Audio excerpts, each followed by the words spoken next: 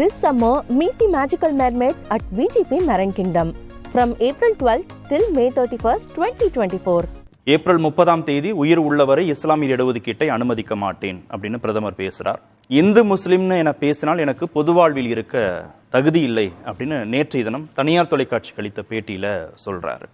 ரெண்டு ஸ்டேட்மெண்ட்டையும் எப்படி பார்க்குறீங்க?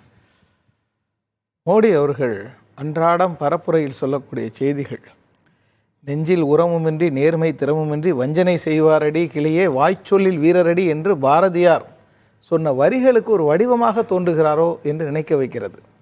நீங்களே சொன்னீர்கள் உயிர் உள்ள வரையும் அனுமதிக்க மாட்டேன் என்று. இவர் ராஜஸ்தான் மாநிலத்திலே பன்சாராவிலே ஏப்ரல் 21, 2024 பரப்புரையில் குறிப்பிடுகின்றார். எருமை மாடுகள் அதிகமாக இருக்கிற இடத்துக்கு போனால் எருமை மாட்டை பற்றி பேசுது. உங்களுடைய 2 எருமை இருந்தால் ஒன்றை பறித்துக் கொள்வார்கள் என்றார். அதை தாண்டி சொன்னார், இந்த நாட்டினுடைய வளங்களை எல்லாம் கணக்கெடுத்து அதை ஊடுருவல்காரர்களுக்கும் அதிகமாக குழந்தையை பெற்றுக் கொள்வோருக்கும் கொடுக்க போகிறார்கள், காங்கிரஸ் கட்சி அதை செய்ய போகிறது என்று சொன்னார். அப்படி காங்கிரஸ் கட்சி சொல்லி இருக்கிறதா? ரீடிஸ்ட்ரிபியூஷன் ஆஃப் வெல்த் என்பது ஒரு மிகப்பெரிய மகத்தான தத்துவம். ஆனால் அதை எப்படி பரம்பரை சொத்துக்கு வரி விதிக்கப் போகிறார்கள் என்று சொல்கிறார். மக்களிடம் பீதியை கிளப்பி அதன் மூலம் பதற்றத்தில் குளிர்காயலாம் என்று அவர்கள் போடக்கூடிய திட்டங்கள் அம்பலமாகி வருகின்றன. இஸ்லாமியர்கள் குறித்து அப்படி சொல்லவில்லை என்றால் அடுத்த ரீட் பிட்வீன் லைன்ஸ் என்று சொல்வார்கள். அடுத்த வரியிலே 2006ஆம் ஆண்டு இந்த நாட்டின் வளங்களில் முதல் உரிமை முஸ்லிம்களுக்கு இருக்கிறது என்று மன்மோகன் சிங் சொன்னார் என்று சொன்னார். அப்படி மன்மோகன் சிங் சொல்லி இருக்கிறாரா? முஸ்லீம் என்ற வார்த்தையை பயன்படுத்தி இருக்கிறாரா? இந்நாட்டிலே வளங்கள் சமமாக பங்கிடப்பட வேண்டும் என்பது அண்ணல் அம்பேத்கர் அவருடைய கருத்து. அவரிடம் கேட்டபோது விடுதலை என்றால் என்ன என்று கேட்டபோது freedom implies not only emancipation from the political bondage but equal distribution of wealth, abolition of caste barriers என்று சொன்னவர் அம்பேத்கர் அவர்கள். அப்போது சோஷியல் இன்இக்விட்டிஸ், ரிலீஜியஸ் இன்டாலரன்ஸ் என்று சொல்லக்கூடிய சமய வெறுப்பு, சமூக ஏற்றத்தாழ்வு இவையெல்லாம் இல்லாத ஒரு நிலைதான் சுதந்திரம் என்று சொன்ன அண்ணல் அம்பேத்கர் முதன்மையாக குறிப்பிட்டது இந்நாட்டின் வளங்கள் சமமாக பங்கிடப்பட வேண்டும் என்பது. ஒரு விழுக்காட்டினரிடம் இந்த நாட்டினுடைய பெரும் செல்வங்கள் குவிந்திருக்கின்றன, அவற்றை ஏழை எளியவர்களுக்கு பிரித்து வழங்க வேண்டும் என்று சொன்னதை திரித்தும் மாற்றியும் அவர் மக்களிடம் சொல்லி மத வெறுப்பை வளர்த்தார். அப்போ 2006ஆம் ஆண்டு முஸ்லிம்கள் என்று மன்மோகன் சொல்லி இருக்கிறார் என்று சொல்லுவது ஒரு மத வெறுப்பை தூண்டுவது இல்லையா?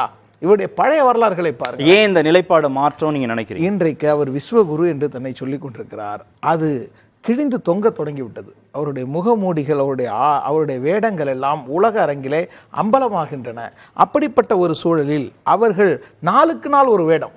நீங்கள் ஒரு உதாரணத்துக்கு பாருங்களேன், அந்த தென்னை மரத்தில் ஒரு குத்து ஏனிக்கு ஒரு குத்து அப்படின்னு ஒரு படத்தில் வருமே, அதை நிஜமாக செய்யக்கூடிய மனிதர் இருப்பாரா? ஒடிசாவுக்கு போகிறார். இந்த நாட்டிலேயே முதலிடம் பெறும் மாநிலமாக ஒடிசாவை மாற்றுவேன். அடுத்து தெலங்கானாவுக்கு வருகின்றார். தெலங்கானாவை இந்தியாவிலே முதல் மாநிலமாக மாற்றுவேன். கர்நாடகாவுக்கு போகின்றார், அதே பேச்சை பேசுகின்றார். இது வலைதளங்களிலே வலம் வருகின்றன. இப்படி ஒவ்வொரு மாநிலத்திலும் அந்த மாநிலத்தை கவருவதற்கு இப்போது ஏன் அதை பேசுகிறார்? முஸ்லிம்கள் அதிகமாக இருக்கின்ற பகுதிக்கு செல்லும் எதிர்க்கட்சிகளுக்கு எதிராக பிரச்சாரம் பண்ணும்போது அந்த மாநில அரசியலை கையில் எடுக்க வேண்டிய தேவை பிரதமருக்கு இருக்கின்ற மக்களுக்கு தகுந்தது போல பேசும் பொழுது நமக்கென்று ஒரு கொள்கை இல்லையா? நமக்கென்று ஒரு நேர்மை இல்லையா? நமக்கென்று ஒரு வாய்மை இல்லையா? இடஒதுக்கீட்டை SC ST மக்களிடமிருந்து பறித்து முஸ்லிம்களுக்கு வழங்குவதற்கு காங்கிரஸ் கட்சி சதித்திட்டம் போடுகின்றது என்று பேசினாரா இல்லையா? நீங்கள் இந்த ஏப்ரல் மாதத்தில் தொடங்கிருச்சு தேர்தல் தொடர்பான விவாதங்கள். நீங்கள் இவ்வளவு நாள் விவாதம் செய்திருக்கிறீர்கள். என்றைக்காவது பாஜக அரசின் 10 ஆண்டு காலத்திலே இத்தனை சாதனைகளை நாங்கள் செய்திருக்கின்றோம், இதற்கு நிகரான ஒரு சாதனையை காங்கிரஸ் ஆட்சியில் செய்திருக்கின்றதா என்று அவர்கள் கேட்டியதை நம்ம விவாத பொருளாக்கியிருக்கிறோமா? இன்றைக்கு மிகவும் கவலையோடும் ஒரு அக்கறையோடும் இந்த விவாதத்தில் அமர்கின்றோம். அண்மையில் பொருளாதார நிபுணர் பிரகலா பிரபாகர் ஒரு பேட்டி தந்திருக்கிறார் வயர் இணையதளத்திற்கு. என்ன சொல்கிறார்? தேர்தல் முடிவு வருவதற்கு முன்னால் மிக மோசமான கலவரங்களை இந்த நாடு எதிர்கொள்ள வேண்டியிருக்கும். அது இயல்பாக அந்த தேர்தல் முடிவு வந்து விடாது. இது மிக கொடூரமான நாட்களை நீங்கள் எதிர்கொள்ள வேண்டியிருக்கும். பாஜக மிக கொடூரமாக மாறும் என்று சொல்லியிருப்பவர் வேறு யாரும் அல்ல, இப்பொழுது நம்முடைய நிதியமைச்சராக இருக்கக்கூடிய மரியாதைக்குரிய மாண்புமிகு நிர்மலா சீதாராமன் அவருடைய கணவர் பிரகலா பிரபாகர். அவரும் பாஜகவில் உயர் பொறுப்புகளை வகித்தவர் தான்.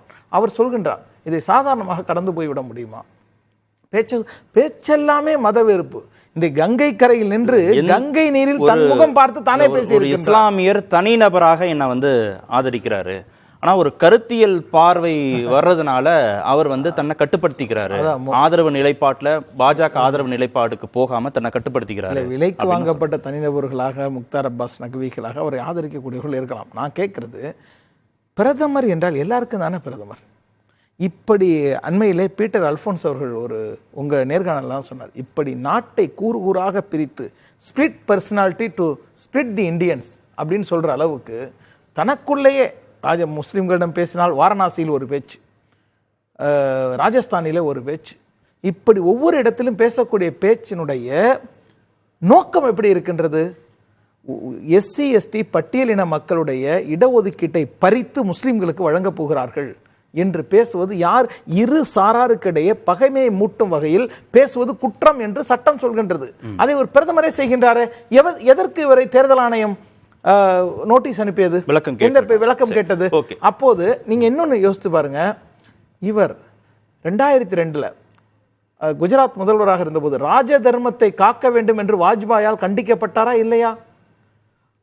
முஸ்லிம்கள் இந்த நாட்டிலேயே சொந்த மக்களுக்கு அகதி முகாம் கண்ட மாநிலம் குஜராத். அதை மறந்துவிட முடியுமா? சொந்த நாட்டு மக்கள் அகதி முகாமிலே இருந்தது. இலங்கையில் இருந்திருக்கிறாங்க. இந்தியாவிலே சொந்த மண்ணின் மனிதர்களை அகதி முகாமில் வைத்துவிட்டு சில்ட்ரன் ப்ரொடியூசிங் ஃபேக்டரி என்று சொன்னாரா இல்லையா? அகதி முகாம்கள் எல்லாம் குழந்தை உற்பத்தி சாலைகளாக இருக்கின்றன என்று சொன்னாரா இல்லையா? அவை எல்லாம் பதிவாகி இருக்கின்றன. நான் தேதியோட நாளோடு சொல்வதற்கு ஆதாரங்களோடு வந்திருக்கின்றேன். இப்படி ஒரு வெறுப்பு பரப்புரையை மறைத்துக் கொண்டு இந்து முஸ்லிம் என்று பேசக்கூடியவர்கள் பொது வாழ்வில் இருக்க தகுதியற்றவர் என்று சொன்ன அந்த ஒரு வரியை வரவேற்கின்றேன். மோடி அவர்கள், நம்முடைய பிரதமர் அவர்கள் யாரை பற்றியும் சொல்லவில்லை. கங்கையின் தண்ணீரில் தன்முகம் பார்த்து தானே சொல்லிக் கொண்ட தீர்ப்பு, தோல்வி பயத்திலே அல்லது இந்த நாட்டு மக்களுடைய நிலைமையை உணர்ந்து செய்த பாவங்களை எல்லாம் கங்கையில கழுவுவது என்று ஒரு நம்பிக்கை இருக்கிறது. அவர் அந்த நம்பிக்கைக்குரியவர் தான். தன் முகம் பார்த்து தானே பேசியதாகவே இதை காண முடிகின்றது. This summer, meet the magical mermaid at VGP Marine Kingdom from April 12th till May 31st, 2024.